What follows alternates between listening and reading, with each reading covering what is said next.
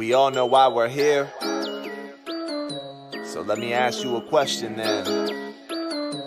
Why the big secret? Truth seekers, we're really the true leaders. Keep it grooving, the movement like two-seaters. Turn it up, we're knocking through both speakers. It's time we get the truth from the big secret keepers. Hey, truth seekers, we're really the true leaders. Keep it grooving, the movement like two-seaters. Turn it up, we knocking through both speakers. It's time we get the truth from the big secret keepers. Hey, break it down, now can you peep it? They're deceiving all the people. Let me ask you, what's the secret? Misinformation and lies, a devious disguise. They want the EMF blast until our brains is fried. Oh, point their beams in the sky. Oh, it's a movie now. This world is all CGI, their plot is truly foul. But we're here to rise up and bring the real. Time is now, truth seekers, y'all know how I feel. Truth seekers, we're really the true leaders. Keep it grooving, the movement like two-seaters. Turn it up, we're knocking through both speakers. It's time we get the truth from the big secret keepers. Hey, truth seekers, we're really the true leaders. Keep it grooving, the movement like two-seaters. Turn it up, we're knocking through both speakers. It's time we get the truth from the big secret keepers. Hey, why the big secret?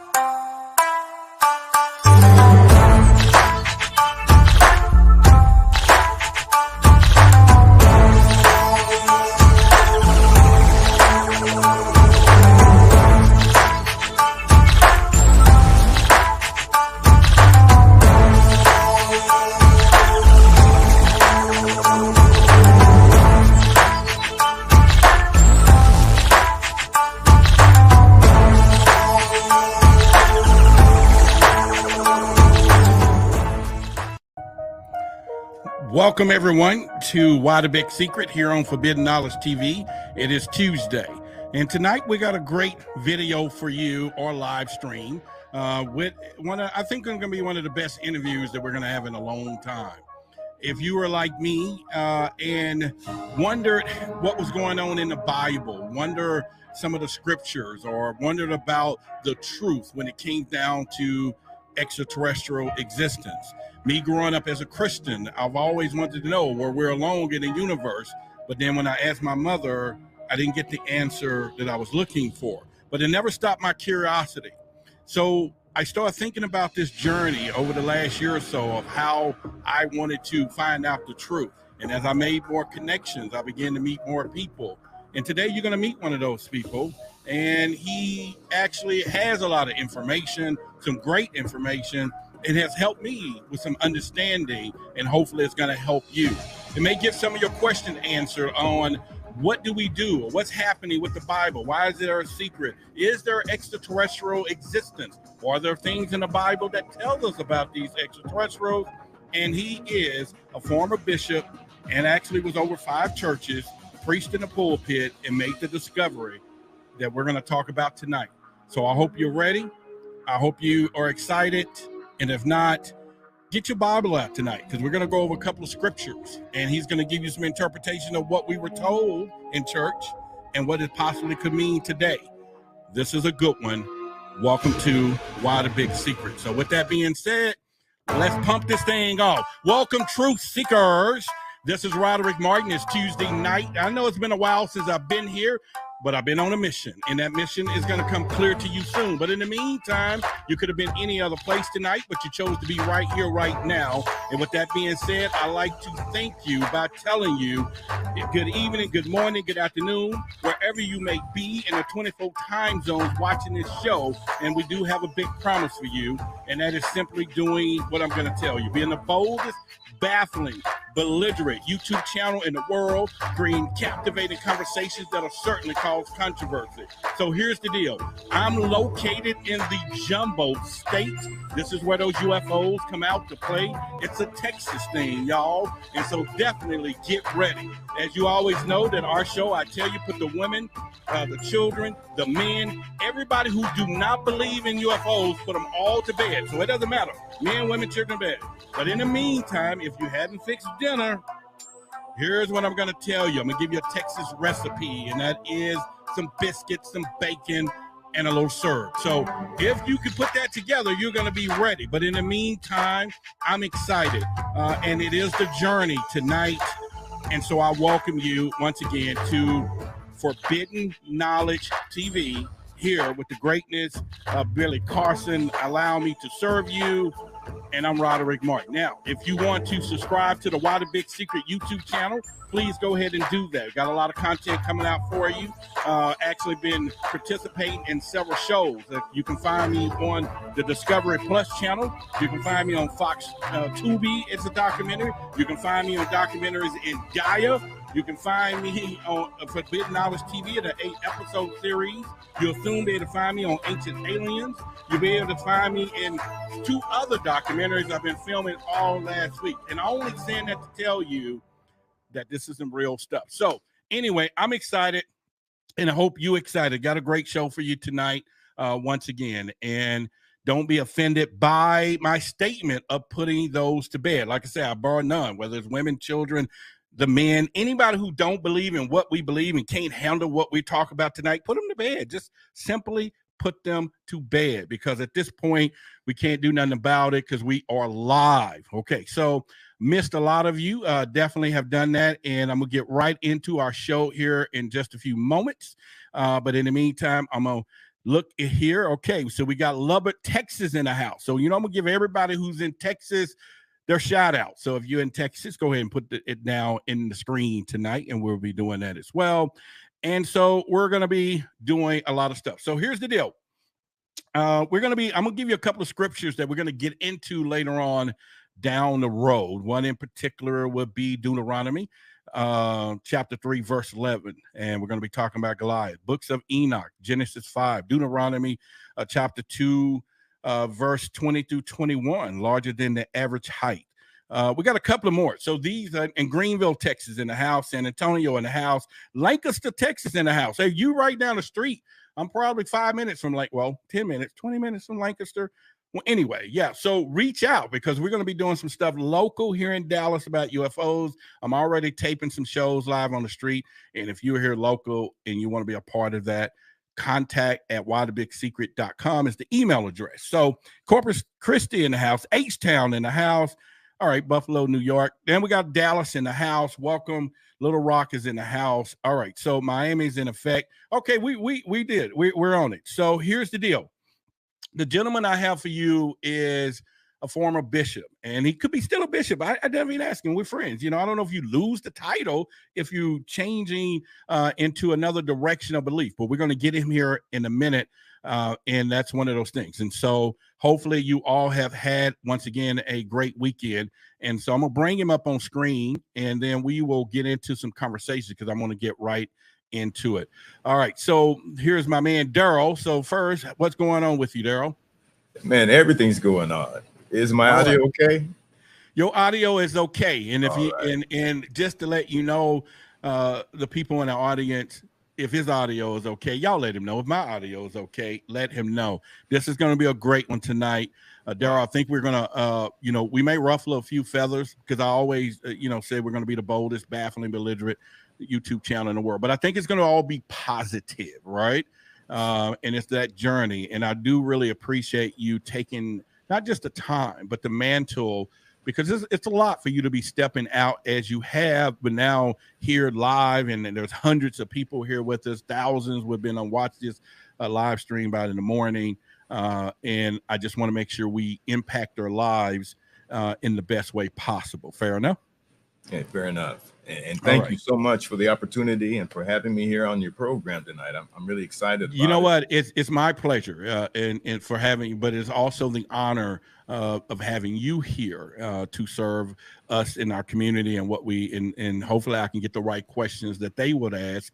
And I'll probably take a few questions from the audience down here as well. All right. So here's what I'm going to do. I'm going to start with a fleet of questions and then we'll get into some deep ones. We probably jump here and there because my mind is like all over the place when it comes down to this subject. And then now having, someone who actually, would have been the person that I'm sitting out in the audience and say, hey, turn to Psalms 3 or whatever, you the bishop, you laying the hands, or just the whole point of leadership because of being in that position in the church. And then not only being a bishop, but also being over multiple churches, and then ultimately making the decision to step away. I got a few photos that I'll show, and I'll have you to kind of give us a description of what's going on in these photos to kind of give some background into there. And so with that being said, let me start with a couple of these photos, and then we will get into a few things. What am I seeing? Who is this man? That was a young Captain Daryl Nichols. I was stationed in Baumholder, Germany, but yeah, I was an Army officer for 9 years. Got commissioned when I was just 20 years old. I was still in college, had 2 more years to go. I was also served as a company commander, and I served in 2 battalions as the battalion S23 officer, which is in charge of security operations plans and training. Wow. Distinction of me and both my brothers were all Army officers. I got out at 10. They stayed in. They stayed in. And so, first of all, I want to thank you for your service to the country, and we all really appreciate that and the sacrifices that was made there.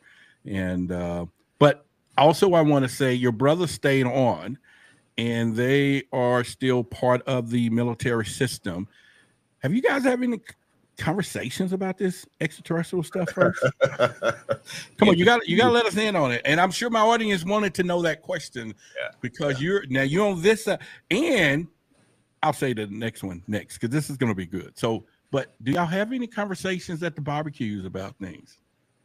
We talk about some stuff. Both of my brothers, they're retired now. They retired lieutenant colonels.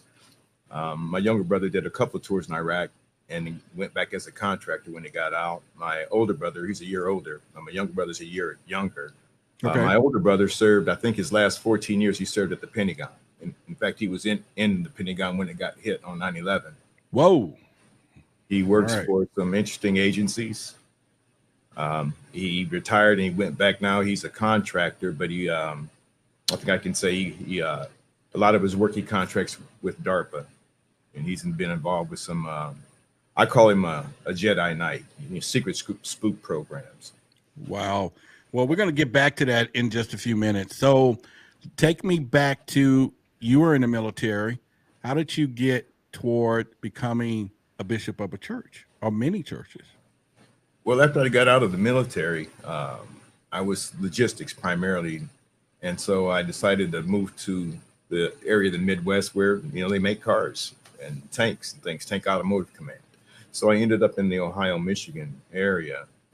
And I was just doing my thing. I was just working and just doing my thing, until really it's a strange transition.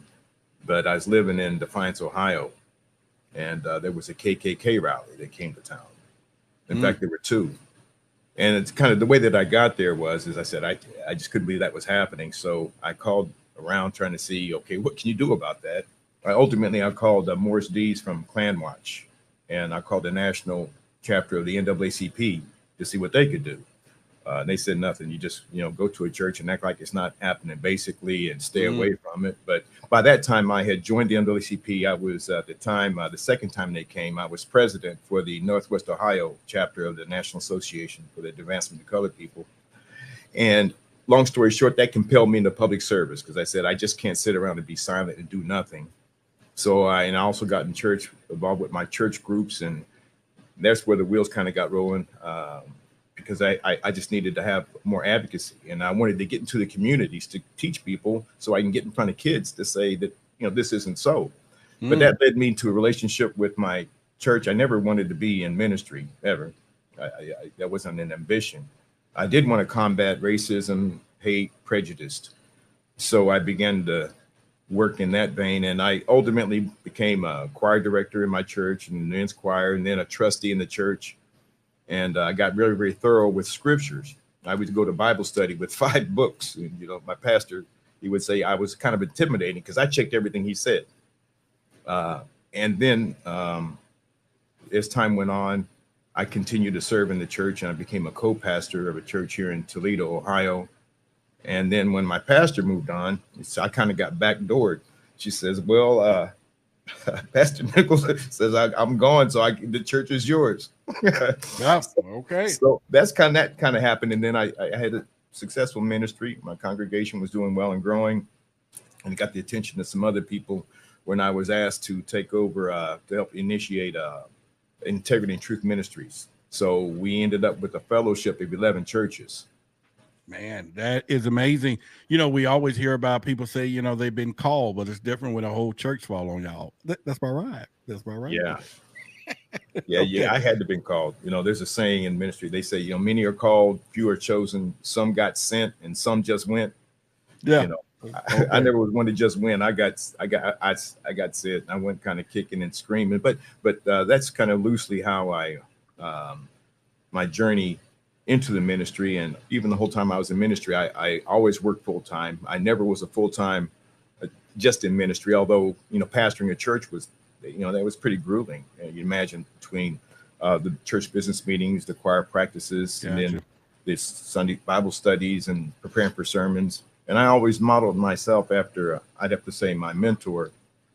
You know, Dr. Martin Luther King was the biggest influence in my life in those terms. I just remember when I was 8 years old watching his assassination, and it just always stayed with me. So over a number of years, although I had no desire to get into ministry, I just consumed anything King. You know, there were years where when I went anywhere, the only thing in my car was cassettes and DVDs of Dr. Martin Luther King. And so it just kind of just absorbed a lot of that thinking, which served me well.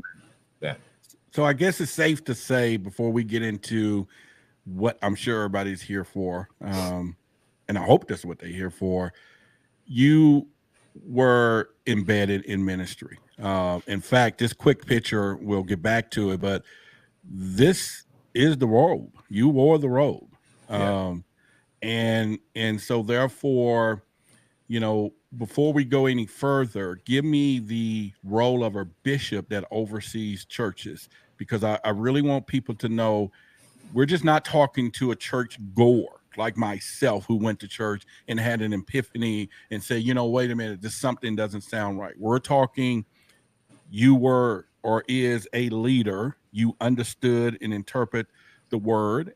You put it out there to people and also gave people understanding. So give me the, you know, the best case scenario, the role of a bishop, so we can really get that viewpoint of, you know, the responsibility. Well, obviously the primary responsibility was to share the good news and the gospel. And we would plant and seed churches along the way through revivals and network with other churches. And in the role as the bishop over these churches, it was to kind of provide that infrastructure and that covering for other churches that were under our jurisdiction. So I would be traveling to the other churches, assisting, and you essentially become like you're like the pastor's pastor, you know, the minister's pastor. Mm-hmm. So when they got challenges with their churches or with their congregations or just where to go, you know, myself and there's some other people that I work with their inner circle with the fellowship to provide that type of a leadership and plant those seeds and help communities flourish. And we did a lot of work, particularly inside the inner cities, where working with the more, I guess, ma and pa in the community, as opposed to the advent of the mega churches explosion, where, you know, you don't have that personal touch.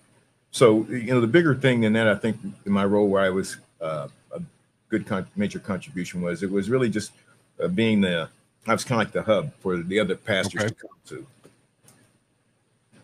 You know what? And it's kind of, I think one of the things that I look at is, hang on a second, just doing a little house cleaning here. We got a few, you know, trolls is what we call them a little bit, but they won't be coming back to this channel because I'm taking them off completely. So All right. I hope it's worth it to them. So if you want to post anything, y'all post it. I'm gonna remove you from the channel completely forever, and that'll be great on that hand. But anyway, so let's get down to this particular journey.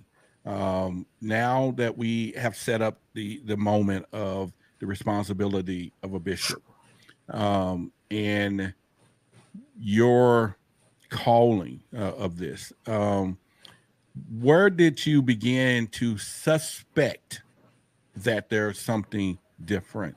Where did this begin? Well, actually, I'd have to say that the beginning began long before ministry. I just couldn't reconcile it. When I was 16, I had just gotten my license, and I remember I drove out to go visit my great uncle, who lived on the outside of town in Leavenworth, Kansas. But I'm proud to say he was one of the last surviving Buffalo soldiers, Lauren Brown. Oh, really? Yeah. And then real quickly, for context for the audience, what, was it Christian, or where was your religious belief?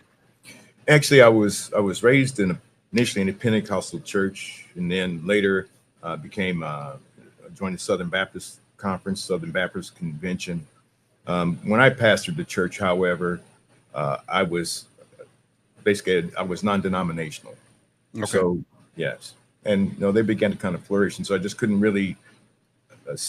It was just the best place to be, and actually, we kind of referred to ourselves as apostolic ministry. So we embraced the fivefold ministerial gifts, and you kind of get into some technical things with distinction between gifts. But I was part of a large group of people. But my church specifically that I pastored, and the ones under our fellowship, were non-denominational. Okay. So it's safe to say, as of right now, although you went forward with the ministry, you became the head of the church, the bishop, you still on one end still had some suspected inner feelings about this whole thing. Yeah, there were just a lot of unanswered questions, and beginning with 16, I'll share it with you and I'll share it with the audience here. And if my family's listening, I wish they would just maybe chime in. But when I was 16, driving from my great uncle's home, driving along the main highway in Leavenworth, I kept seeing this light, very low light, flying over the Missouri River, parallel to where I was traveling, maybe a mile away. But when I got home, I climbed a tree outside the house. I told my parents about it. And then I climbed a tree to see if I can see it again. And over the period of the next 45 minutes or so, it circled way up in the sky, but it circled around maybe 3 times. And the 4th time it was coming back around, I went into the house and I grabbed my father, my mother, my sister was there, and my older brother. And they came outside just to humor me, because they didn't know what to expect. But there it was. We saw a UFO. And this time, instead, it changed its path. So instead of flying like a big, long arc around just miles away, but this time it actually dropped in elevation and it flew directly over our heads, maybe 250 feet up, maybe 5 miles an hour. My mother got so nervous, she went and she tried to grab an Instamatic camera. And she couldn't even get the flash on it. My dad called the police and filed a police report. He sat out in the squad car and filed a police report, and the police had me dry diagrams of what I had seen, and it was all over the front page news the following day in Leavenworth, Kansas, UFO sightings over Leavenworth. So there was always this for years, and even all these years later, I call my family and I say, hey, did that really happen? Do y'all remember when? So there was always this question of what was that? And it's about that time that I read The Chariots of the Gods. So it was this reconciliation between that there's something else out there that I don't understand, and what is it? And reading things like Chariots of Gods and reading things about aliens, and then comes Zechariah Sitchin, and I started reading all of his books. But what really is, because I'm sure a lot of people is in this position, and maybe you can help not only them, myself, or a lot of people. Although you were. How is it done though? Because in any biblical sense or religion, There's no gray area in religion here. It's not supposed to be. There's supposed to be is this, is not that, right? So how did you navigate between still moving forward, standing up in the church on Sunday, but then you still had this inner curiosity and knowing, or maybe possibly knowing, and we'll get into some of those scriptures, that when you're reading it and you're interpreting it to the audience and saying, hey, you know, blah, blah, blah. And when you go home and now you're like, know about that one. You know, how does that happen? You know, or how did it take a toll on you of any kind, you know, over time? You know, I think for a long time, when I got involved with religion, that along comes with that the responsibility. And, you know, that's what I meant. Yes. And so you kind of get indoctrinated into this lane of thinking. And like I said, you know, been in several ministries and several churches where basically they say, you know, anything, if it's not in my Bible, I don't need to know. You know, if it's not in here, then you just dismiss it. And you almost develop a type of, for me, I'll just talk about me, and maybe it'll resonate with someone else out there.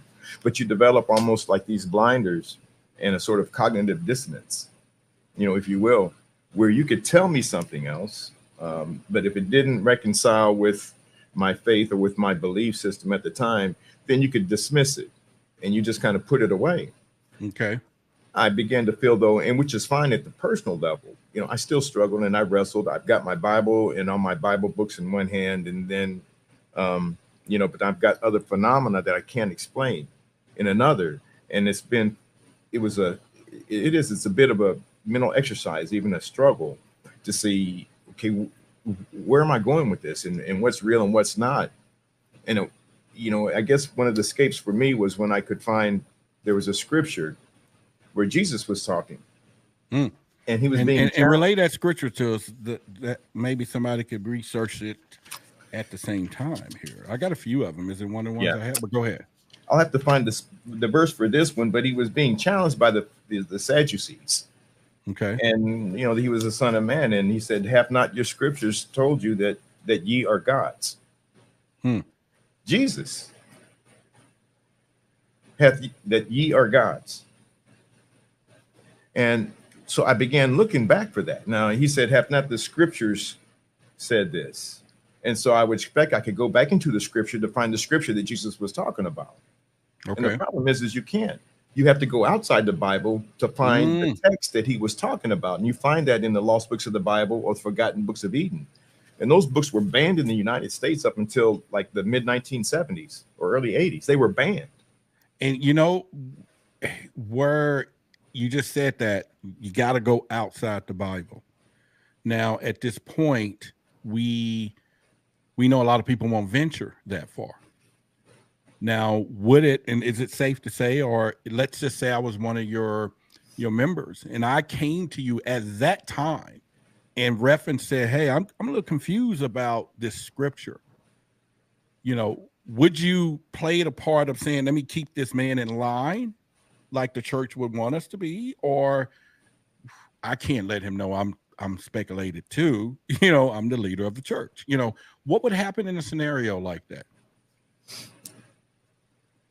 You know, I don't know how other people in ministry would handle it, but for me, I particularly if it's somebody that's a member of my congregation, my flock, it's because I don't have all the answers. I'd sidetrack the conversation.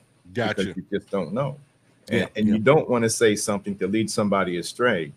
And particularly if you're talking about spiritual well-being, and if you're charged with somebody's spiritual and religious health, then, you know, you just don't go out on conjecture. But at the same token, it's just a fact that, and again, for me, it's been a long journey, and, you know, I wouldn't advise anybody to take it unless you really feel led or guided to do it, because can be very frustrating and annoying to arrive at some type of method of reconciliation between these other realities.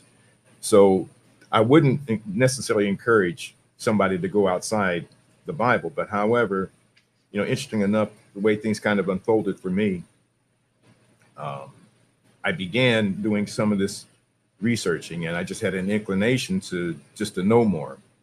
And I went to a conference in Los Angeles. I started getting words, And one of the words I got, it just in the middle of the night, 3 a.m.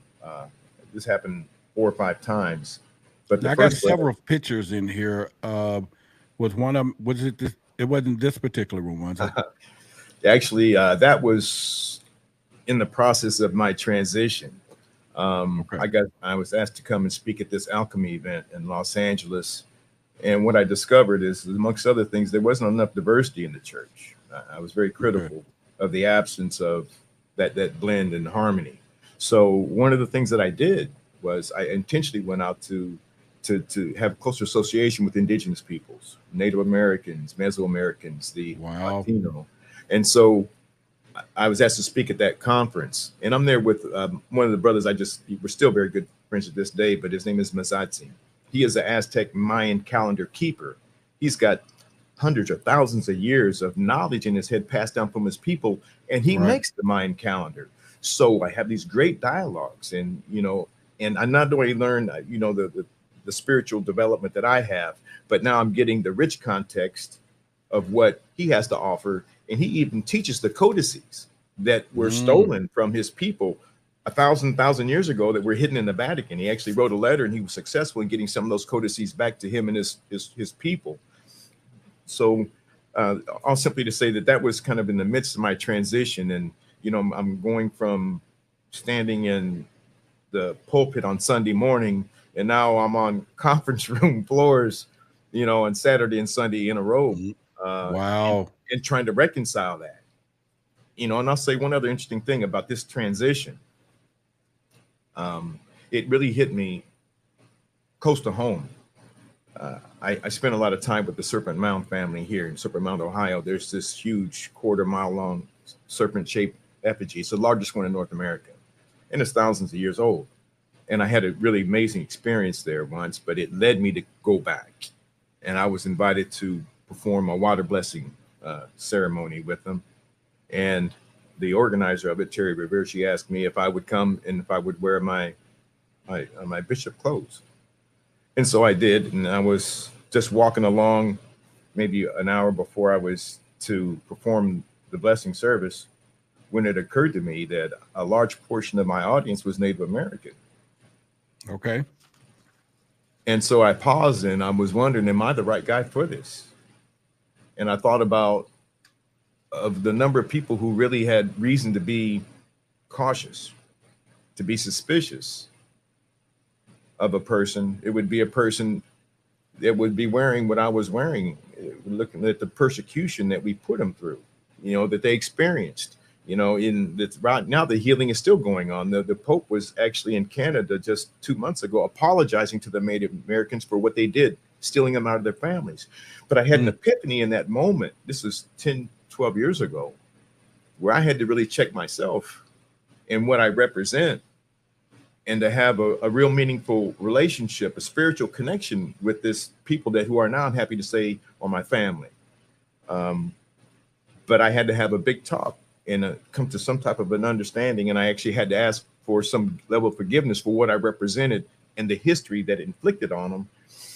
And it was well received, and all that went well. And but again, it's now standing back where I never really had to do that before. And I never would have thought about that if I had not been standing in a large audience of indigenous peoples, which my heart went out. But that's what I wanted. It's the exclusivity of the church. Dr. King even talked about it years ago when he said, when we stand on Sunday morning and we sing our praises to God, we are standing in the most segregated hour of Christian America. And as a diversity practitioner, and I had a very, very integrated church, but I did have other churches that were ethnically, separated, and we would fellowship. I'd have my church go to another person's church, and I worked with other ministers to kind of work across this racial divide. But all this is simply to say that, sometimes having that conversation is difficult because of what you know, and then but it highlights what you don't know. The level of ignorance that you must have to not have that level of awareness. And it had to be a bigger picture beyond what we were seeing and what we were experiencing. So I kind of just decided to be kind of like that bit of a pioneer and just follow spirit and just go where I was led to go. Wow. Another part is we talked in the past. You and I have had many conversations, and I definitely want the audience to make sure they stick around, because you had and what we call ascension experience, right?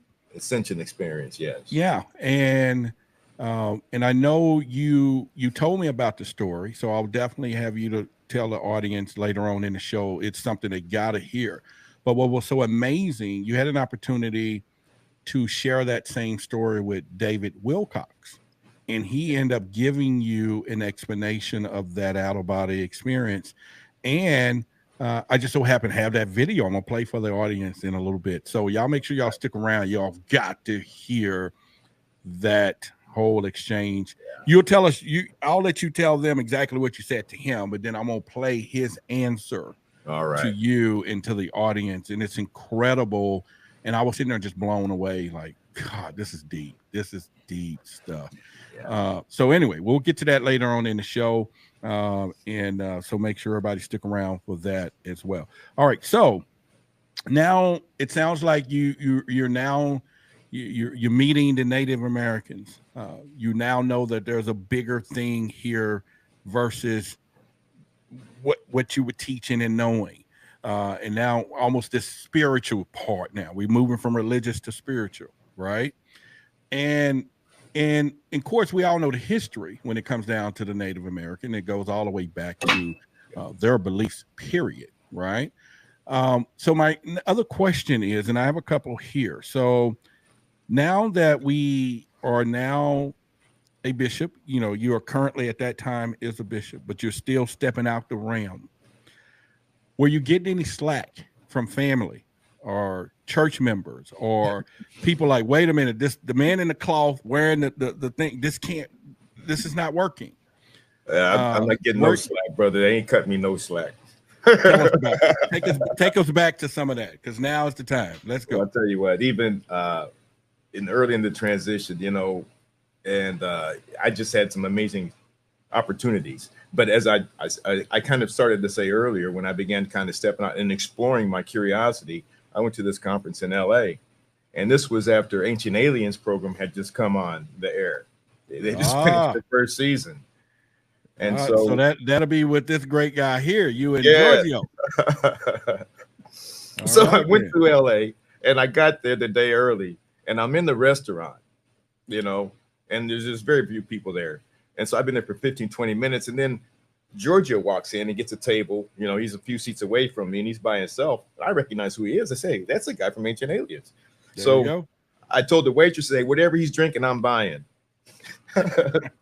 So she goes and gets him a drink, and then he asked who got it, and he saw me. And so I say, hey, cool. He introduced himself. And so I don't remember if I went to his table, he came to mine, but we just started sitting and chopping it up. And I'm talking about all the episodes I had seen. And then he asked a little bit more about me. I remember at one point, I'm talking about Ancient Aliens and Project Camelot and MK Ultra Super Soldiers. And he said, wait a minute. You're a bishop, right? Talking about aliens? Look, you're towing the line here, and you're a bishop, and you want to talk about aliens. He's probably was like, and when we first met, I was like, I had my little Scooby-Doo like, okay, yeah, go ahead. So he got a big kick out of that. And we've been good friends ever since. I haven't seen him much in the last several years, but I would go to LA for the Conscious Life Expos at least twice a year. And every time I, saw Giorgio, we would hang out, and I would have like little private suite parties. Right. And, he would come and, just wonderful people to know. But then also as my circles are expanding, it's been really, really, because of everything that he knows and the way that he thinks. He's a good check and balance, because I would have him, I had a conversation. I had him in my room along with Nazatzin, my Mayan calendar keeper. And then I have a Kemetic brother who was actually initiated into the Dogon mysteries by an authentic high level Dogon priest from Burkina Faso. So I had the three of those together, and man, we had a dynamic conversation. We saw for Pangea. We found out that about the Mayan didn't do this. It was the Mesoamericans who got it from the Olmec. And then my brother Big Bai says, well, the Olmec were the children of the Dogon. And we just had epiphany after epiphany. We're going to get into that. We're probably doing like a part 2 over at Why the Big Secret. Yeah, it's a lot. Yeah, because it's a lot, and so you all stick around for that. In fact, I was just in L.A. Filming 3 episodes for Ancient Aliens, and so it was a amazing. It's going to be great in the future, but to say this, but and I'll go ahead. land the plane there, because then when I came back, and then I was at a Wednesday Bible study with my church, and so they asked questions about, well, how was your trip and all this, and I showed them pictures of me hanging out with Giorgio and what we had talked, and they said, Giorgio, Ancient Aliens, and boom, out went my lesson plan. Day one, I found out with my congregation there was a very, very big appetite, and people were asking the same questions that I wasn't asking, that you typically don't ask, and so they began asking about aliens. They wanted to know about, well, okay, where if there was Adam and Eve from the beginning, then where did we all come from? Watch out now. Watch out now. Well, those are real questions. And then all right, go ahead. Go. You know what? We promise to be the boldest, baffling, belligerent YouTube channel in the world, creating those captivating conversations, creating controversy. Talk to us about that right now. Yeah, some of it is hard to talk about, but I was really tentative at first about, well, how's this going to go? Because I didn't know how the conversation was going to go. But when I began answering questions and asking questions, because they watch Ancient Aliens as well. So I said, okay, put the lesson plan away. Okay, let's go. Okay, what you got? What do you want to know? Let's talk about it. So we talked about the Nephilims. We wanted to talk about the fallen angels. What are aliens that this Giorgio's talking about? And who were the Anunnaki? And what is planet Nibiru? And so we did that. That Bible study went on for like 3 hours. And it was a Bible study. It was a Bible study. So I would tell them, don't take my word for it. Let's go to the word and see what the word says about that. That is exactly one of the focus I want with us here tonight, because no longer the rumors. I don't want to hear all the side stories. You've been on both sides of the fence. You know the interpretation of what we were told, and for me, being simple-minded was my first part of Genesis chapter 1, I think, verse 26 or whatever, when it says, let's make man in our image, in the likeness of ourselves. And I'm like, I went to school. So our is plural. Ourselves mean many other folks. Yeah. And I did ask my mom, this was years ago, and I got this like really slapped pretty hard, but she was like, oh, that's the Trinity, the Spirit, the Holy Ghost, it's the Trinity thing. So it stuck with me for years. And that was just my first part of saying, okay, let's look into it. So with that being said, though, give us a couple of profound scriptures. And then I definitely want to get back to this Jesus story. I kind of messed it up a little bit, butted in. Let's go back there. Forget my question. Let's go back there, because I think that's the part that we want to take the plane off. You land it, let's take it off from there. All right. Well, I actually preached that sermon several times, and it just simply was, ye are gods.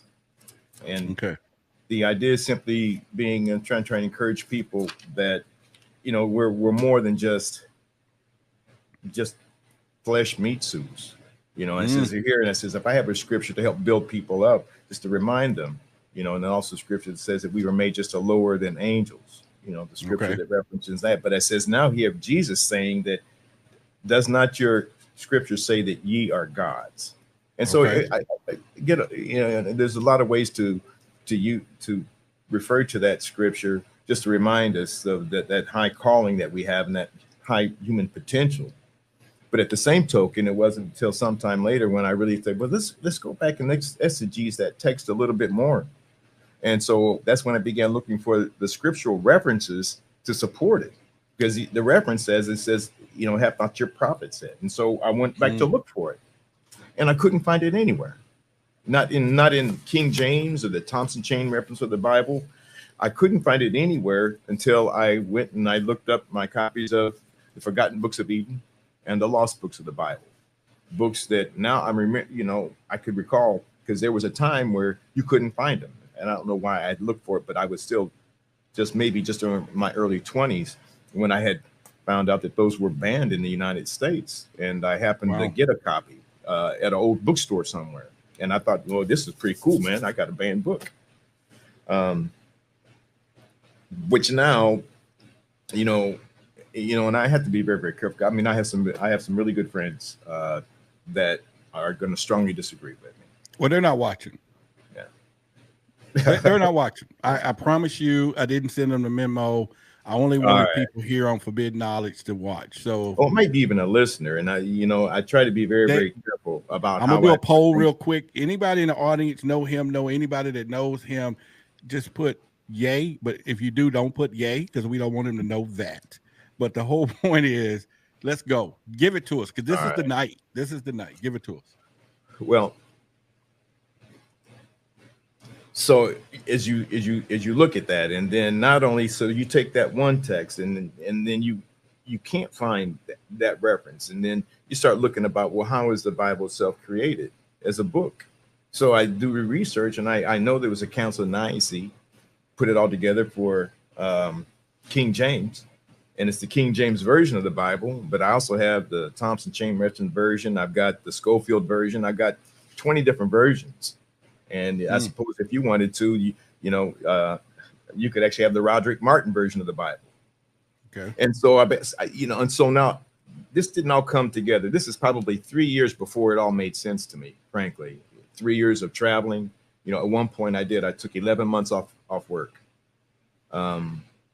And I just wanted to just figure it out. I was going through some marital problems and stuff, but I said, okay, I just need to pause. And it was during that period of time that I also says, okay, well, maybe I took a sabbatical because I just was too much. And amongst that was this reconciliation of standing in the pulpit and being people's spiritual advisor, and leading a church leader and ministers when I'm having questions myself. So, and I'm looking at the lost books of the Bible and the forgotten books of Eden, and I'm reading the works of Zechariah Ascension. I'm going to conferences, meeting with David Wilcock, Greg Braden, Richard Hoagland, Richard Dolan. I'm talking to Dogon people, Dogon Initiative. And you reading books like this. Yes. Yeah. I got Billy's The Emerald Tablets. Tough book. And it's really, really interesting. The very, very first word that I got amongst when this journey started in the middle of the night was patah. And Billy says a lot about patah or thoth in the Emerald Tablets. And then the second word I got was Merkaba. I didn't even know what a Merkaba was, which led me to my first trip to LA because I told my sister about it. And she says, I don't know what that Merkaba thing that you said, but there's a guy in LA who's going to be talking about it, the Merkaba. And it was drum below Melchizedek. And it just kind of really began to progress from there. And I would say gently, but it really wasn't gently. But I just began guided and just kind of following the flow to other directions to where I can't dismiss. I'm not dismissing the Bible at all. And I would never tell anybody to dismiss it because it's just, as I kind of said, the Council of Nicaea put these 66 books together in a binder, and that's all the Bible is. But at the same token, you can't dismiss the lost books of the Bible. Even Jesus was quoting something that at one point was a letter or a text that was in circulation long before there was a King James, as well as those other texts or the apocryphal text and the Enuma Elish and the Emerald Tablets. But I tell you, quite frankly, I'm kind of throw this one out there. When I had my good friend, my Dogon initiate friend, who was trained by a high level, very brilliant spiritual teacher, Master Naba, who was educated in the temples of Thebes. And he went through all of that. Just impressive. They have 5 centers in the United States, 5 earth centers, where they teach this lost ancient Kemetic knowledge. I was so compelled when I heard him speak the first time. Within the next 6 months, I went to visit 3 of the earth centers just to see it for myself. And this is lost Kemetic knowledge that we haven't had for 2,500 years. When the Egyptian empire or Egyptian dynasties fell in the pharaonic period, the pharaohs basically said, let these fools take what they think is precious. Let them take the diamonds and the rubies. But he told the priests, the keepers of the knowledge, says, keep that which is most precious from them. And that was the knowledge. And so they scattered into the interior of Africa. And now over the millennia have scattered throughout, literally the world. But they never stopped doing the initiations. It was initiatic language. So until Master Naba came to the West some 25, 30 years ago, if it was that long ago, we had no idea this knowledge still existed.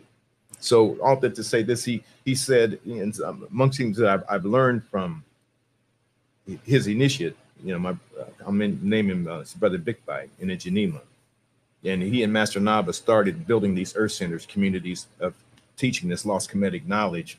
But he says, no matter what anybody says to you, essentially, because people can say anything. But if you look past them, then you'll know the truth, because everybody's got a history. Their mouth may move, but you can't change their history. And so I began this quest of looking in terms of religion, if I could go back to find the original model. Okay. And said, how is it that we have 400 different denominations? If we only had one God, one Jesus, one word, then how do we have 400 religions? So I said, man, got it off course. And so I began a quest to go back in time to see how close can I get to the original model. And I landed in Merita, Africa, Kemetic knowledge. And then I could see how the fractures happen. And I'm not saying I'm all the way there, but like Billy would say, the 10 commandments, I can find all of those commandments that were written thousands of years ago in the Kemetic 77 ordinances of human behavior. They existed long before there was a Bible, and apparently long before there was a Moses. And so it's safe to say someone else wrote those besides the story that we've been told. Yes. Okay. I got kind of an exercise, and this probably doesn't matter to anybody in the audience but me, but hopefully others do. Genesis chapter 6, verse 1 through 6 says, giants in the land. What I want you to see, if you could, tell me about that if you were preaching it in the past as a bishop, right? Now, I'm sure it has a whole different meaning or truth meaning to it. So give us a little bit of both real quickly. The bishop sermon at the time and what some of us is being told about that particular scripture in church. Well, what we're not being told is what you know now. Well, in the pulpit, I probably wouldn't preach that, sir. I wouldn't preach that scripture. Oh, because you would have you already sensed something different in that. Yeah, because you can't explain it. And shouldn't that be? I know you can't speak for other bishops and pastors, but wouldn't this be a running story among the clergy?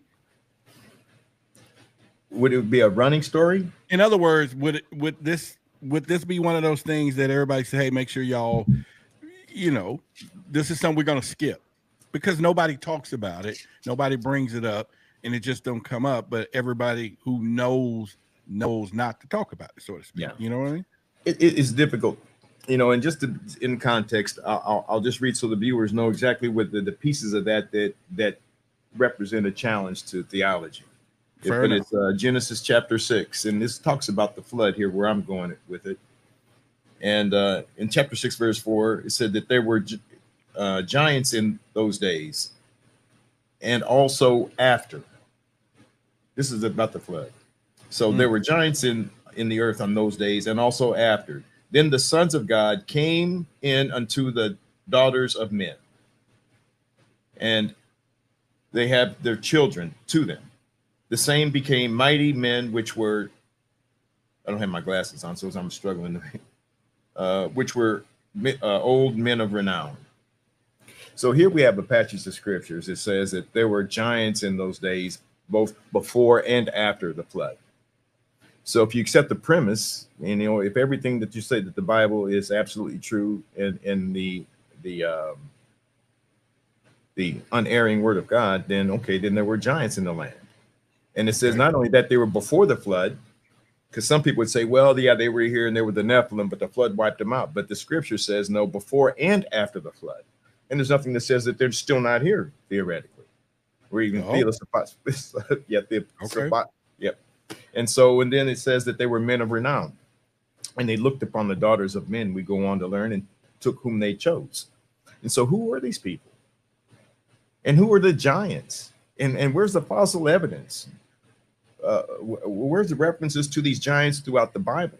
And there's a lot of scriptures that point to these giants. When Moses went over after the children had their 40 years through in the wilderness, and then they were allowed to go and take possession of the promised land, that they found the land that they were promised. And so Moses sent some of his chief apostles or disciples to go and spy over into this new land. And it says in the scriptures that they came back with a terrifying report. They said that they was kind of shaken, because he says, we are to them as grasshoppers. So the giants were still here, and these guys they were intimidated. So again, you start digging a little bit further, and you want to, how you going to preach that sermon, Bishop? He said, I'll pass it. You know, that falls into the too tough to handle category unless you can be open-minded enough. And now you got to go outside the confines of the Bible and scriptures. But there are plenty of other sacred texts that give you a firm foundation that you can speak from. You know, but if you were kind of like me, where it's like, if it's not my Bible, I don't need to know, then you kind of stay in this category of this type of spiritual arrogance and spiritual ignorance. Right. The answers are there, but you just got to, number one, acknowledge that everything actually is not in those 66 books, and that the Council of Nicaea were just imperfect men, and that they just took texts that were in circulation for thousands of years. You know, it doesn't discredit any of them. Maybe some of them were apocryphal, but they must have had thousands of documents that when they ransacked the library in Alexandria, the greatest library at the time. Okay, where did those books and texts go? They're still floating around. So some of those are in here, and then some of them are out there in these other texts. Both of them are just as valid and good. But the Council of Nicaea just kind of narrowed it down, says, no, these are the 66, the only one that King James wants. But they're just as good and valid. Do you still go by Bishop today? You know, I was told I could step out of the pulpit and they can't, have to call me Pastor Daryl or Reverend Daryl. But I was told I can't forfeit the office of the bishop. So I don't encourage people to use that. And I've got 2 Facebook profiles, for example. Most of mine is just Daryl Nichols. When I was active in ministry, I was a lot more active under the bishop. But when, if I'm working in an area where I'm working with spiritual leaders and I'm doing specific church work, I'll use that. But again, for me, it was this fracture. I felt like a hypocrite for so long, if I could just be candid, to know what I was learning that I couldn't express. And then I'm dealing with people, and I've got ideas and thoughts that, I wouldn't want to say to somebody to lead them astray, because I don't know. I'm still looking for evidence and the facts myself. So it really was. It's kind of like a fractured atlas. It's like this tension that took the better part of 3 years. There's another brother that I'd say I found out a few years ago that went through something similar that I had a lot of respect. I still have a lot of respect for. Another bishop, Carlton Pierce. Really? I used to watch him. Can we get in contact with him someday? I don't know him personally.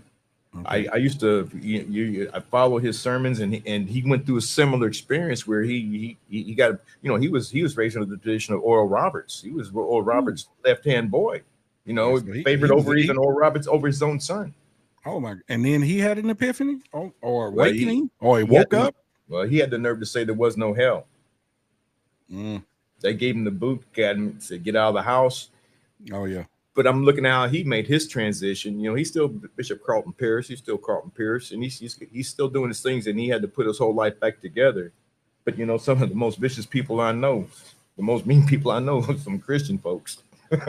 Man, hey, so let me ask you this then. What advice would you give Christians who are struggling with the doubt of the existence of aliens, period? What would I say to Christians that are struggling with the doubt of aliens? Whether they be Christian, even agnostic, or even atheist. Any religious person. How about that? Yeah. I'm saying that you probably are not very well informed. You're probably under some form of cognitive dissonance if you're not really looking, particularly today, at what's going on. When you've got the first UFO Congress that's been held in 50 years, and the government's saying that there's things out there that we don't understand and we don't own them. When you have Phil Corso's book in The Day After Roswell, for people that still don't believe that happened, but Phil Corso, he worked for, the White House, Colonel. Right. Phil Corso. And then if you're reading his book, and he just tells you how they took technologies that were recovered from those crashed saucers, and how he farmed those into certain industries, is where we got night vision goggles and where we got microchips, things that we had never seen before.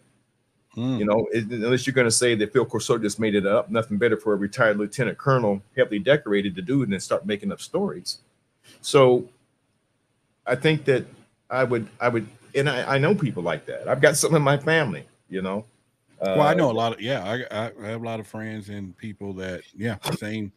Yeah. And I don't have enough weaponry, or I just try to give them that curiosity, you know, and a few things that I know outside. I'm an investigator, UFO investigator from MUFON, but still, you know. But again, go ahead, continue. I'm sorry. Well, yeah, I mean, there's ample evidence out there to at least suggest that there's a lot more to the story of humanity and humankind than we are aware of. You know, and although maybe we don't have all of the answers, I like, again, from a comedic standpoint, you know, they refer to this as the existence. And I don't know if these are quote unquote aliens. I don't know if they're ancient astronauts, as maybe Giorgio would say, with the ancient astronaut theory. I'm now even entertaining the thought, you know, as we are understanding more about quantum physics, trans physics, that maybe these are interdimensional phenomena, right? As well as extra-dimensional, interdimensional, or extra-dimensional. We don't know, but there's so much we're just learning. I mean, we just had the CERN Hadron Collider do another experiment, and we're discovering new atoms, new molecules, new learning about black holes and quarks, things that we never knew before. And so I think that there are dimensions that we certainly don't understand. And so it doesn't have to be an alien traveling from someplace else, or it could be all of the above. You know, I do find it really quite interesting in studying the Dogon spiritual systems. You know, again, I'm going back to the original models as far back as I can go, which is going back to the first civilization to spring up out of nowhere, apparently. And if you were listening in read the writings of the Dogon, and oftentimes written in stone. So nobody went back and took an eraser and changed it. So that's how old some of this information is. But even they would say that they got a lot of their knowledge of philosophy about geometry, cosmology, cosmic astronomy. But they said that they received that from a group of people that they referred to as the Nomos. And they said the Nomos, this goes back over, I think it's over 80,000 years. But they said the Nomos were a group of beings that came from the Sirius star system. And they came and they were kind of like, I guess, somewhat aquatic, but they said it was the Nomos who taught them these things. Right. And the Nomos represented some of those deities. Those are the fish-like people. Yes. And so, but and we got things that are written in stone. And, you know, you could dismiss that until you get to the point when you look about, you know, it was Marcus Grayou, who was a French anthropologist. And he began studying the Dogon back in the mid or late 50s, 1950s. And he would come back and he wrote his diaries, and he wrote several books related to the Dogon mythology, what it's like to be with these Dogon people. And it's really kind of dismissive, interesting stories. You know, but he was just writing about what they say about how they knew what they knew. Very primitive otherwise. But until then, when NASA developed the telescopes, and we could see that the Dogon were right, that Sirius, the brightest star you see in the sky, Sirius A, is a binary solar system. We had never heard of a binary solar system before. And they said even more than that, they have drawings, illustrations written in stone, that it's not even that, but they said there's another planet in between those two, and they called it Poe, which means the tiniest little thing.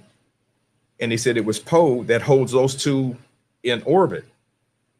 And then not only that, to this day, the Kemetic calendar is not based upon our solar 365 year cycle. It's based upon our rotation around the Sirius star system. So somehow they even knew then, and have known for thousands of years, that, you know, in their Kemetic calendar, this is the year, I think, 343, something like that. But they knew that if time were a real thing, and if we say, well, when will we be right back here in this exact same moment, you and I, it will not be 365 days. That brings me to what David Wilcock was telling you about time. Yes. And So we're going to get into that momentarily. Y'all make sure y'all stick around for that for sure, because he said something about time and when we're reborn and all of that. So and I'm gonna play that video when he answered that question for you. Yeah, and as far as the Dogon, I forget who was trying to discredit the tribe. I forget his name, but what they did mention that the Dogons mentioned there was a third star system that we haven't found yet, but they mentioned it already. And God, I was just studying this stuff when I was on a plane. And they found a third star system. We haven't discovered it yet, but they mention it. And so I think people are waiting once we gather enough technology to find it, that then we will go back and say, see, they mention it first. Was this the sun? I mean, was it another star system or was it another heavenly body? It was another heavenly body, but they wrote it in their they have already written it down. And this guy, I forget his name, was trying to debunk it. But we have no one has discovered it yet, but they've been right the last 2 times. Okay. I'll tell you what I understand about that is, again, the Dogon, they said this code that holds those 2 bodies in together. So when NASA got telescopes and then they confirmed in the 70s, late 70s, that in fact Sirius A has a Sirius B. It's a binary solar system. But then as they studied the perturbations between those 2 bodies, they said there's got to be something else in the middle because they're not moving at a regular rhythm. And that's where now they're speculating that the Dogon were right. There's another smaller body. And matter of fact, the Dogon said it's so dense, and in their vernacular, they said that all the men on the planet couldn't hold it up. Wow. And so science, my articles I read, that the density on that planet to hold those 2 bodies in place, they said that 1 tablespoon of that planet, 1 tablespoon would be the equivalent of 14 tons. That's how dense it is. And so when they say, now, if the Dogon were right about this and that and that, and they wrote that thousands of years ago, then what else could they possibly been right about? That was my point. And people have been trying to debunk them. All right, before we get into your conversation with David Wilcox, do you think the church is deliberately hiding the information from its followers? Or you mentioned before, do you simply think people are just unaware of it? Now, we all probably spoke about the Vatican. We know they're the big secret keepers for sure. But there's churches all over the place. My aunt came to Dallas one time to visit from California. And one of the things she told me, she said, son, this is her exact words. She said, if you go to hell in Dallas, it's your own fault. There's a church on every corner. That was her message to me after she was here for about a week. She just said, I'm not going to give you no spiritual nut. I just want you to know, if you go to church here in Dallas, or go to hell in Dallas, it's your own fault because there's a church on every corner. Saying that and knowing how big this church thing is, once again, do you think they're hiding it, the truth? Is it some collaboration behind it, or just nobody wants to go there?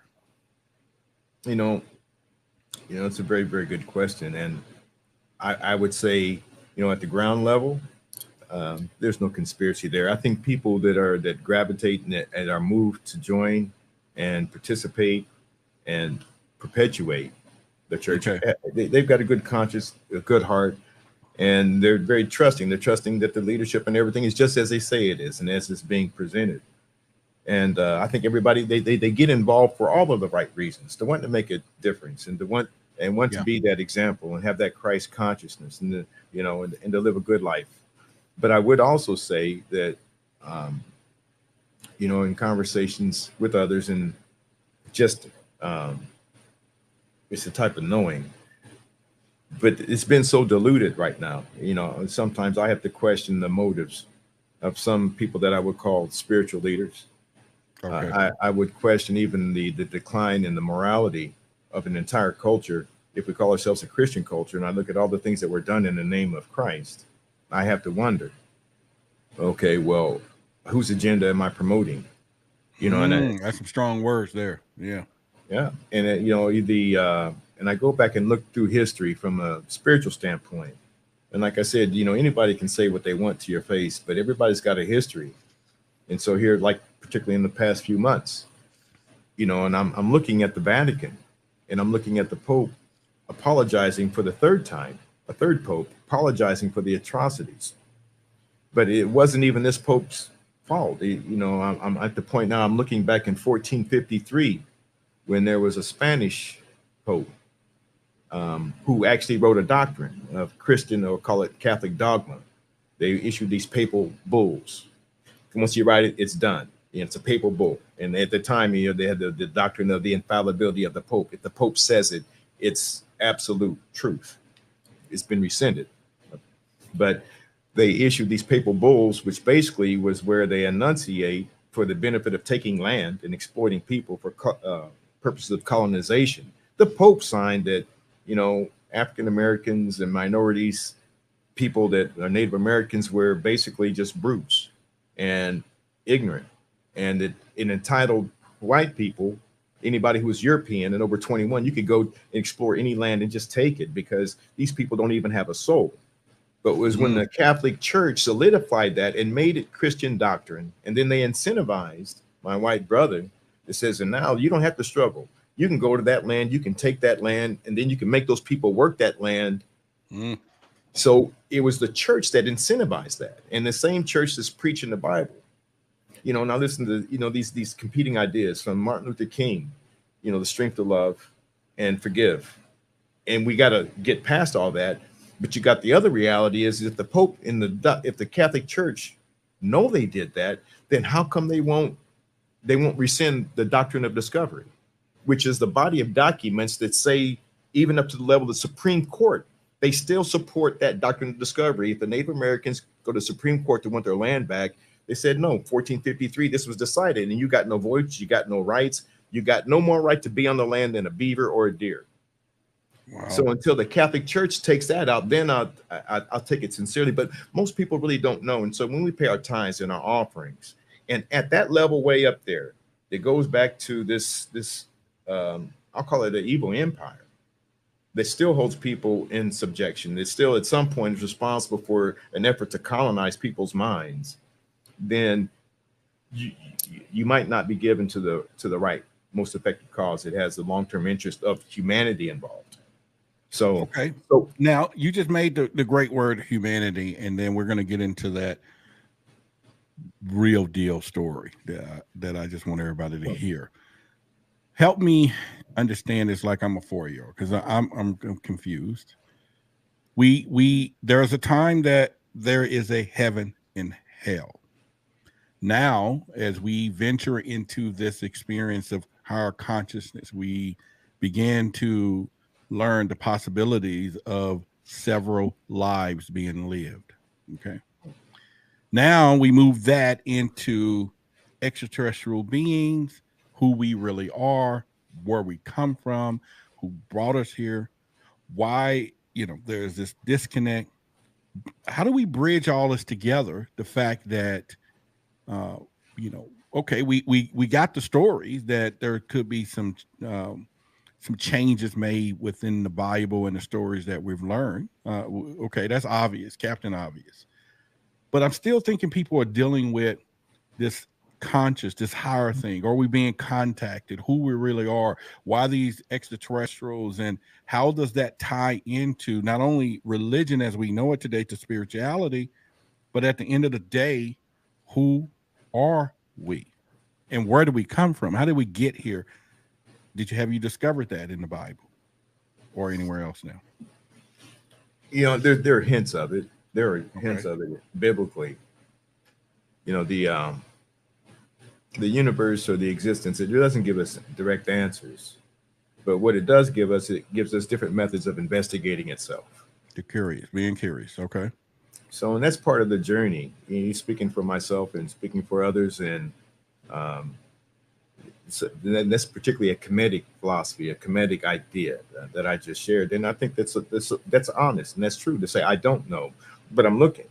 I'm curious. You know how powerful that is for somebody just to say, I don't know. You know how many interviews I've done and you just really want to look at them and say, just say you don't know.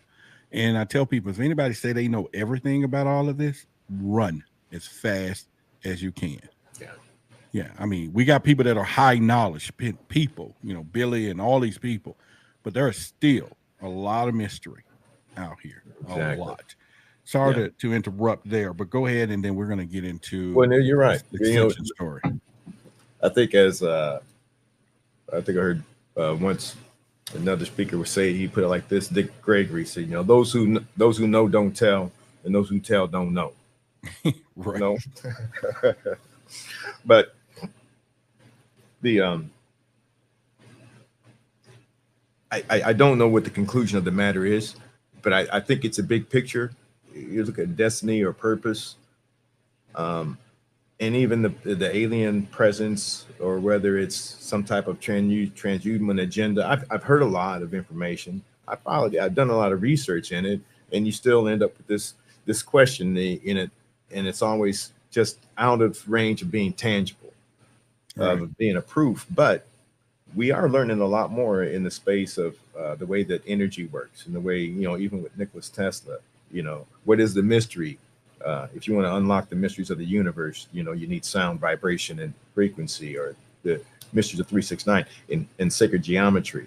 And I'm not just throwing a lot of words out there, but I am seeing that those separate constructs, or those separate ideas, they're starting to really come together. And I think that we're coming to a point in terms of humanity where we're going to be evolving, or actually we are in the process of evolving I'll call it from human 2.0 to maybe human 3.0. So there's an evolution in process. And so our capacity to really understand and to assimilate some of these other ideas and bring them together to a more realistic or more helpful framework but the other truth of it is there's another agenda.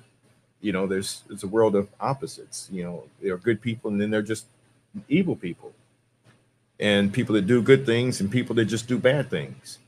And so there's always this struggle of somebody else's agenda, and they may not have your best interest in mind at all, and that just may be the role that they play. That's just maybe just what they are and who they are. I don't know where we're going to have a kumbaya world, because even all throughout nature, the natural law is opposites and balance. Gotcha. And so you can't have good without bad. You're never going to have a night without day. You're never going to have an up without a down. But I think the very nature of the cosmos is built upon moral foundations. And so I think that morality will win, but there's always going to be some type of a struggle. And thank goodness for the struggle, because if you didn't have the struggle, then you wouldn't grow, you wouldn't learn, you wouldn't develop. So there's got to be some resistance somewhere if we're going to develop that spiritual muscle, that we become these superhuman, these gods that Jesus talks about. Don't you know that ye are gods? That we can kind of matriculate into that as a culture, as a society, if we don't kill ourselves and blow ourselves up in the process. Well, all right, so drum rolls. I know, and I had a lot of questions, and we're going to do another one on Why the Big Secret channel, maybe in a few days or next week or something, because there's a lot of questions. I have tons of them for you tonight, but we don't stay here a lot of time. But I could tell you that David Wilcock situation. Yeah, what I want you to do there is tell the audience, tell them about this experience, this ascension experience, what you told your sister, what you thought could happen, all of these things, because I think it's amazing. And there may be people who may have had this experience and have no answer, but then I know you searched for the answers. And so you had an opportunity to go to an event a long time ago, and you mentioned this to David Wilcox, and I had an opportunity to kind of crop the videos, got some audio. That's okay, but I think people will get the logistics of it. But his answer was so profound that it's still going to defy logic of this religion moving over to spirituality, and then also, are we all just aliens, period, and just don't know it? You know what I mean? It's like, because it's deep. This is really deep. And I've been doing a great job trying to, although I represent all communities, I'm trying to get into the African American community, because I think we are the most, from my perspective only, of course, that we're be hitting hard. We're going to be hit hard if somebody parked a spaceship and got out and said, "I'm from somewhere else," and then they say, "Well, who is your God?" And the answer we don't like. You get what I'm saying? And we're because there's a lot of disconnect there. And if you're watching this show right now, if you're a star seed, feel that you're a star seed. I'm doing interviews there. I'm trying to bring all that in light. If y'all have any stories, UFO stories, especially in our community, I'm working on a special project. And not to exclude anyone else. I just know there's a lot of history in our history. I'm looking for some help. And I've been asking for it, and this audience should have some answers and know some people. My email address is contact@whythebigsecret.com. I need some help, but I want to interview some star seeds, because there's a lot of people, I've been meeting them, and there's a lot of people don't know who they are, got this weird feeling and all those things. So again, if you're in the Dallas area, contact at Why the Big Secret. Give me your contact number. This is what I do. We've been filming some show stuff here in Dallas. This is real. It's getting ready to get real. Okay. And we will talk about, someone's asking what is a star seed. That definitely, I'm going to actually have one here next week, or a few ladies, and they'll explain to you their feelings and sentiments on that. So y'all make sure y'all come there. All right. So with that being said, that plug is gone. Tell me, or tell us, this ascension story, and take us back to that moment, how you felt, the letters you was leaving behind, what you wanted to do, what you thought you could do, and then I'm going to play David Wilcox's version of it, what the description he gave you, which I think is profound. Take the floor. Go ahead. Well, the setup here, this happened years ago. I was still in college, my junior year in college, I believe. And I used to play around. I remember one day in the library there, I saw a book that said ESP, experiment you can do. So I just began playing around. I said, really? So I learned how to do some of the stuff that was in it, and I found out that you really could move things with your mind. I had a little experiment I would practice. It took me months, but I could take fold a certain piece of paper, 1-inch paper, 1.5 and 2, like a pyramid, put it under a glass. I got to the point I could spin it up to 32 times, stop it, and spin it back. But it took months to do that. But I became fascinated with the power of the mind. And so I led me into doing astral projection. And look later, I didn't know what it was, but it was remote viewing. But I'm in the early stages of just experimenting with this stuff, because I said, this is just super cool. So one night I was laying down and I was meditating, and I changed the way that I meditated. And I don't know why, but that night I did, instead of just really getting calm and focused, I tuned my hearing into that hum. Sometimes when you can get to that real quiet space and all you can actually hear an audible hum that's always there, if you can tune into it. And then I synchronized my breathing to my heartbeat. And I didn't do this all intentionally. But what happened is now I'm kind of going to this meditative state. And I think I'm about to astral project, because that's where I was going to go check on somebody or see if I could. But I ended up what I described to David. And I didn't give David all of these details at all. Now, you weren't using any mushrooms or anything to do this, no right? drugs, nothing that involved. Okay. All right. And I didn't. Again, I just kept this. I didn't tell many people about it, because it's really kind of strange. But I ended up going through like a little vortex tunnel. It's like I'm going inside myself, but it's like a tornado going inside the vacuum of space. And then all of a sudden it just shot out of me, this energy. And I ended up in the place in just almost an instant. And I just got there, and I wasn't there in my body, but energetically I was there. And when I got there was a voice there that greeted me by name. It said, "Hello, Daryl." And so I'm having a casual conversation with this voice that I can't see, before I realized what's going on. My conscious mind is like, how is this even possible? Who am I speaking to? And so I just asked the question, several questions. I said, before I go further, where am I? And the voice said that you are millions of miles away from the place where you physically exist. I said, cool, okay. And then we had some other conversation. I can't remember what it was, but then we turned around and they began asking some questions, and I could see almost like I could see the whole solar system. You know, it would fit in my living room. And energetically, then we just zoomed in on it, and it began showing me things about meiosis and mitosis and how the oxygenation process works on the planet. I saw animals, tall, lush grass, as if I was on the Serengeti on a lush plain somewhere. And then I asked, well, what about the God question? That was exactly what I said. I said, what about the God question? And it's like they directed my attention to the left, and it's like I'm looking at another small planet or something, and there's all these people almost in like clear, milky white, spiritual like bodies, and they're just busy running around and doing things, but it's like they're about to like just open up a stage or a screen and show me about the God question. Meanwhile, I'm getting so excited. I'm in touch with what's going on in my physical body. In my physical body, my heart's just beating to beat the band because I'm so excited. And so then I said, okay, what about the God question? And they're showing this stuff, and the closer it seems I'm getting to them, just about to reveal it to me, they stop. And they said, you have to go back.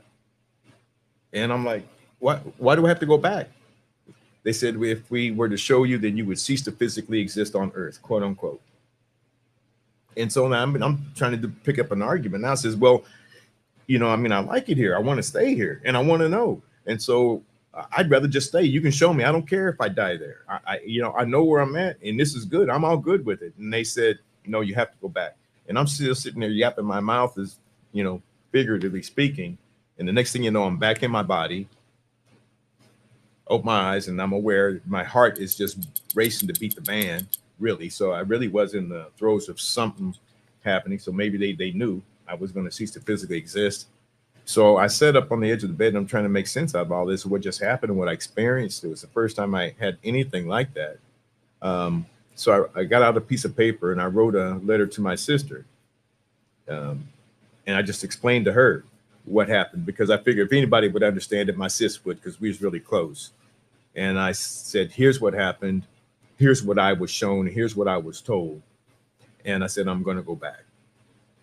So I said, I'm going to put this pen and paper down. I'm going to lay back down. I'm going to try and do that over again. Wow. And if I make it back, it says, so I said, let mom and everybody know that if I'm not here this morning, not to shed a tear for me, because, I'm in a good place. You would want to be where I'm at. And before I had shared this dream with David Wilcock, it'd been over 20 years that I've been trying to figure out, why did they take the time to even show me that? Was it to just like a tease?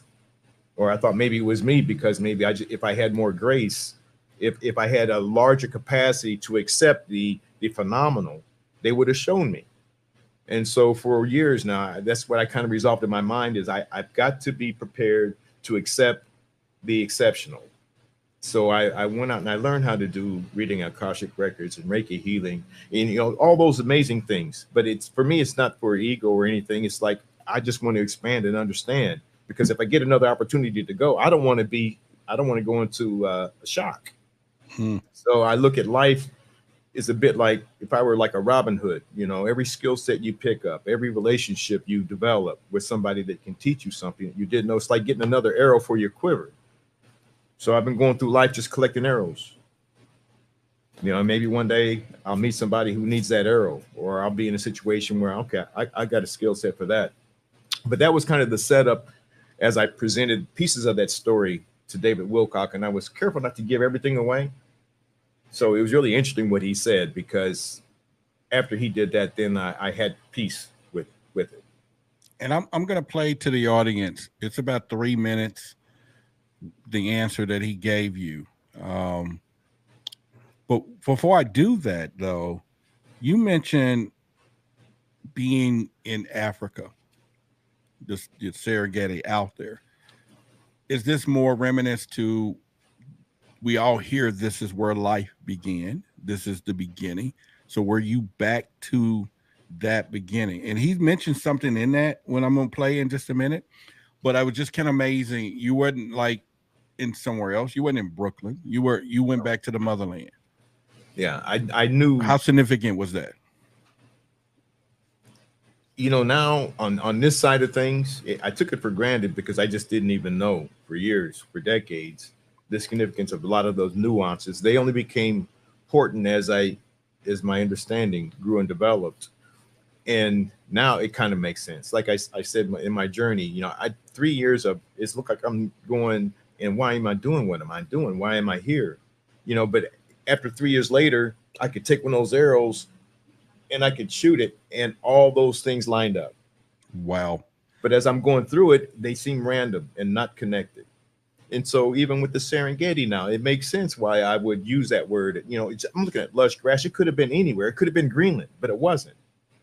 There was no signs that said that, but intuitively I knew, you know, that's what they were showing me. It's funny. It's not funny, but someone in the audience said he was in a past life, and it's just exactly what David Wilcox is saying. In fact, I'm gonna go ahead and play the video. Like I said to everyone, it's an older video, but you'll get a better understanding. If the volume is up a little bit, turn your phones down a little bit. I couldn't control that, but I definitely did my best, and it's going to be worth it for you. So I'm going to play right at the point after you sat down with the mic and he began to explain what was going on. Fair enough?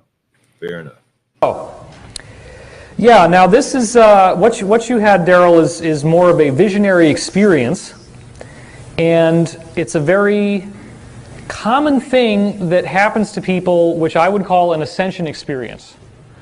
You literally went through a walk in the time corridor, meaning what I didn't say about this Black Ops program in the CIA, the psychic training program, is that they have a methodology to reach the quiet point within yourself, that point that you go to in meditation, which is quite elaborate. What they say is that there is a cone that is created at the moment that you're born, and that's the only time that the timeline of the energy body and the physical body are connected. And then it's like an expanding cone that gets wider and wider as you go forward in time from that point. And that distance between the two sides of the cone represents your absolute biological age.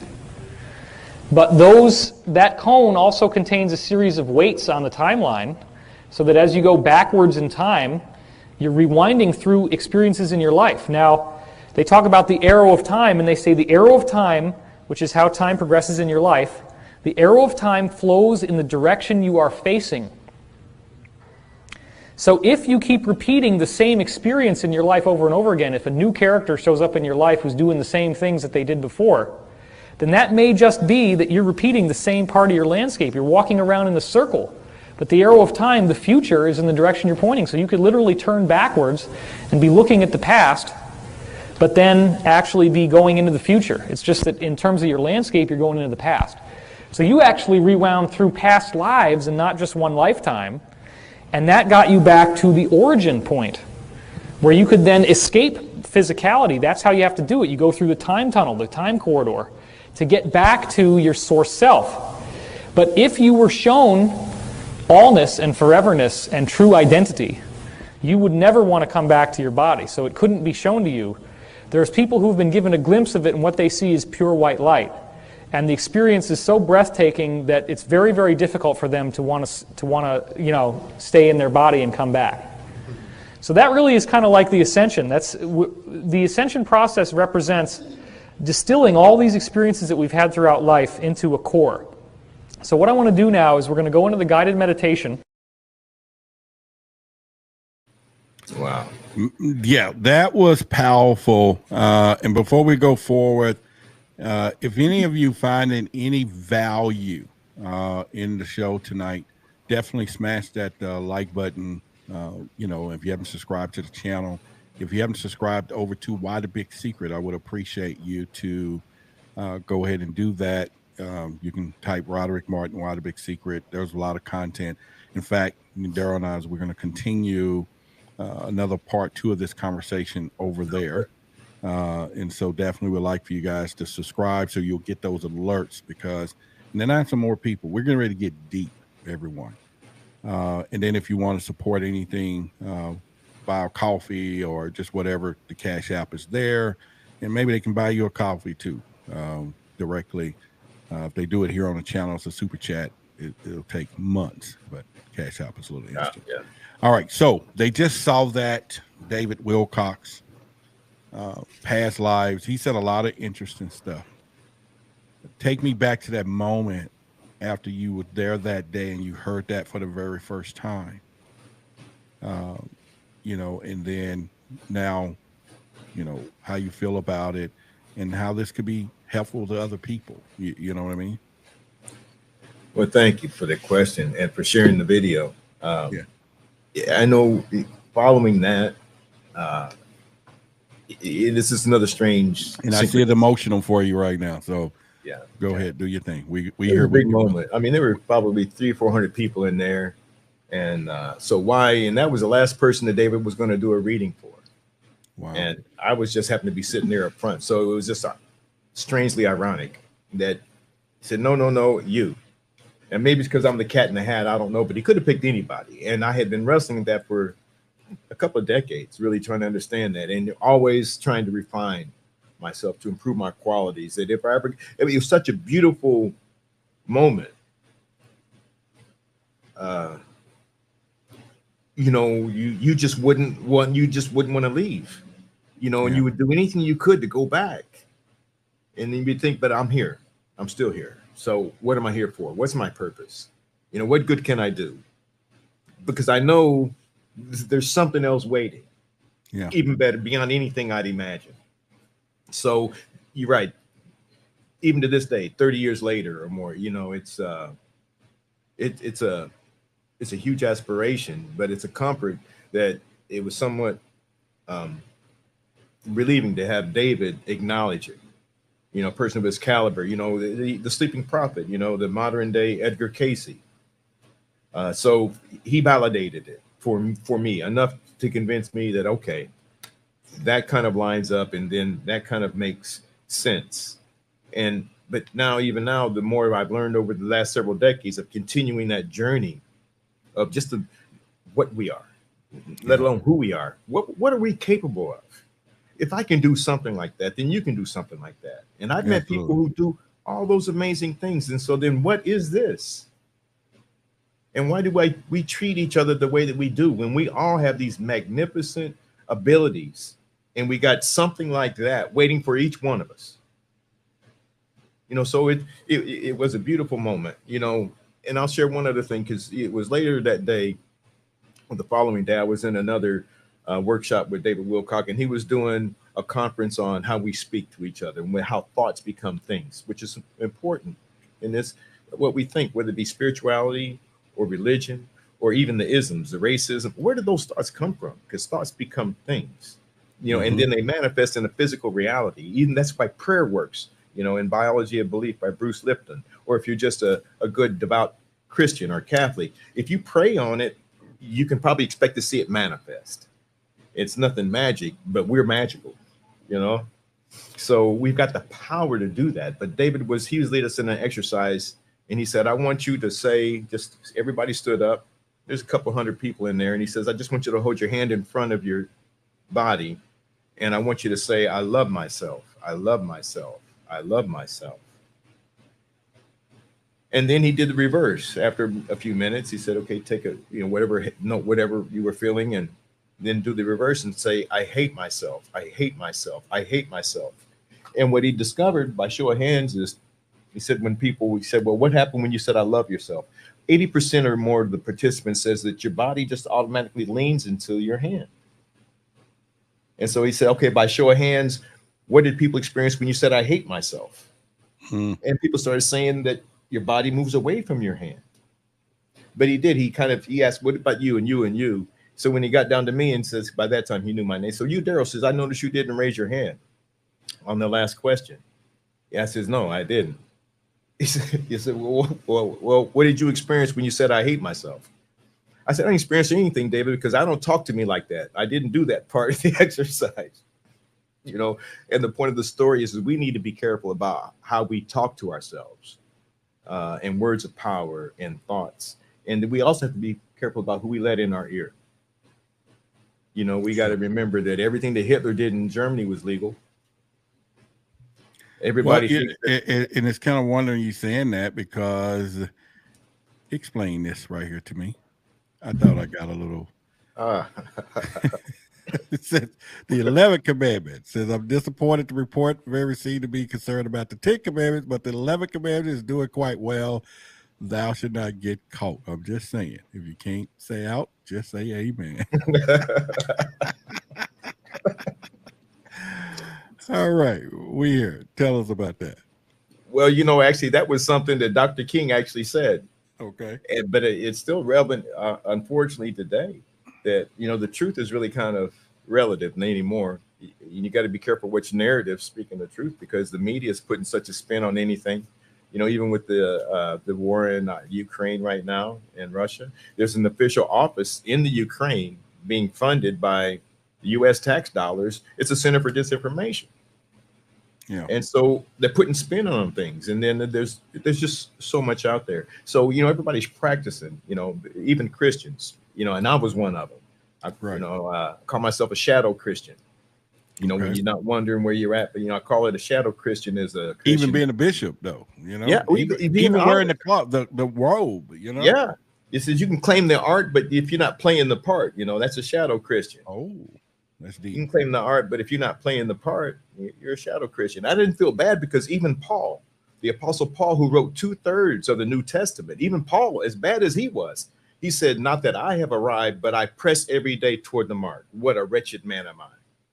He said, that I shouldn't do, I don't do. And that's what I shouldn't do, I do. What a wretched man am I. So if Paul confessed up to it, and he wrote 2/3 of the New Testament, I'm good. I'm still good. You know, but I do recognize that human personality is like those two horses, each pulling in a separate direction. But that's how I got here, you know. Man, I tell you what, I'm not going to hold you up no longer. Tonight is just really been phenomenal. We're already like 15 or 20 minutes. We're going to do this again, because I have a part 2 of a lot of things. We're going to get into acoustic records with you. There's a lot of things some journeys and some things that you have learned. Like I said, we'll probably do it on Why the Big Secret, because next week's scheduled is a Star Seed. A couple of them I'm trying to have here. But we'll do it on the channel. So if you guys have not subscribed to Why the Big Secret, you can do that. Set the alerts, because we got some lot of stuff we're going to be doing. Once again, I'm a plea out to the community. I need everybody's help. Yeah. We're getting ready to build this thing. If you like the show tonight, you ain't seen nothing yet. It is time. It is time. You know, I feel that, you know, you're going to see something you've never seen before. We're getting ready to get in some deep conversations. And I'm a UFO investigator, and we focus so much on what's going on in the skies. I really, truly believe it's time to focus on what's happening to the people on the ground. And that's going to be my new quest in Why the Big Secret itself. So once again, man, I want to appreciate you and your time of being here and just everything else. And again, you could have been anywhere else. You chose to be right here, right now with us. And I want to thank you for that. Well, I wanted to let you know as well. I just got a text message from my workplace, because, you know, they flipped a script on my schedule. But shout out to Jeep Local 12. They said they're sitting there watching us. Okay, at work. Look, they're like, "Oh, he's supposed to be at work." Okay, you there? Okay. Well, they know I'm here. They know I'm here. You know, they were sweating me really hard. That's why I was having such a difficult time getting set up before the show. I had certain reports. But hey, it's just the beginning and everything else. And anyone else, if you want to support, instant support, you guys can use the Cash App as well. And then, of course, thank you for everything else. All right, so I'm gonna close this out. And man, I appreciate you. And you and I'll talk tomorrow as well. Okay. All right. Thank you. All right. Guys, I hope y'all enjoyed the show. And I think it was just more bigger than the show itself. It was a true meaning, a true launch into the future of how things would go. You know, make no mistake about it. You know, this is a man who has a incredible journey, is going on an incredible journey and going on one, but I have a lot to share. But then also at the same time, a lot of courage that it takes to say, okay, I'm gonna step away from the cloth and the community and the people who, we're supposed to lead in this direction, and says, you know what, something's just not right. And I think if we get a lot more people in that community that understands the logistics of things and how, serious it could be to us, knowing we want the truth as truth seekers, then I think it'll be the best thing that we can actually come to find out. And so, again, I want to just thank, Daryl for being here with us, and each and every one of you watching. This is Roderick Martin here with Forbidden Knowledge TV. As you know, I got other episodes on Forbidden Knowledge. You guys can go watch this, subscribe to the channel. As you know, Billy is taking this thing public. Content, we're going to make this one of the greatest platforms out there, and of course, the support. If you are in the community and you know anyone who has a experience seeing the UFOs, abductions, and all of that, we're going to start bringing these people forward, okay, in a good way, not to ridicule them, not to do anything, but to really, so it can help other people. So contact at whythebigsecret.com. You know, a friend of a friend, refer, okay, serious things. If you feel a certain way, all of those things, and if you're willing to come forward to help people with your story, this is the place that we're going to be doing this. And we're going to do it on Why the Big Secret YouTube channel, as well as here and everything else. And so with that being said, I got much love for each and every one of you. You know, we here in Texas, Dallas, Texas, the jumbo state where those UFOs come out to play. And so with that being said, I want to wish each and every one of you good night, and share this particular channel and share it all, because this was a great show. And again, thanks. And let me give my quick disclaimer real quickly. This is the views expressed of the program of the speakers and commentators. It does not represent the channel itself. If you guys have a problem, pray about it. It's the best thing I'm going to tell you. Good night, everybody.